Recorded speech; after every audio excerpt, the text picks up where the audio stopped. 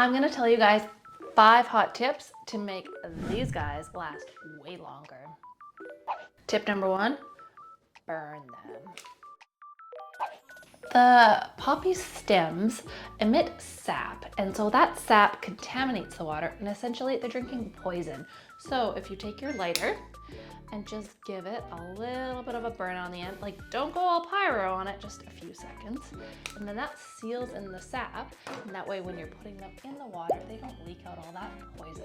That's good for everybody. Number 2, you gotta peel this to get this. So because Icelandic poppies are so delicate, I suggest getting them as close to your event or wedding as possible. So sometimes that means they come like this. So there's this casing around them, and if you just waited and put them in a vase at home, it open naturally. But if you've got a wedding and time is ticking, you need these puppies to open up. So all you're gonna do is just gently peel it back, and then you'll be exposing the gorgeous bloom inside. This is really, really delicate, so if you pull too hard, you'll rip the blooms. Tip number 3, not too much water, folks. The Icelandic poppy stems do not like being submerged in water, so I would just put a little bit in them, like this much. Don't soak it up all the way to the top, or else it's gonna make the stems all smeggly, and that's no good.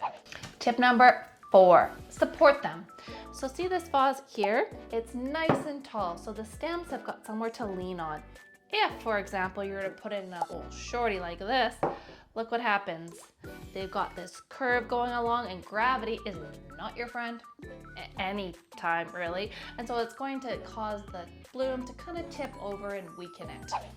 Tip number 5, you gotta get cleaning. So our pruners need to be clean because we don't want any dirt to come into contact with our flowers and potentially contaminate it. So I'm just gonna take some alcohol here, put it on a cloth, and give my snips an old wipe before I get clipping.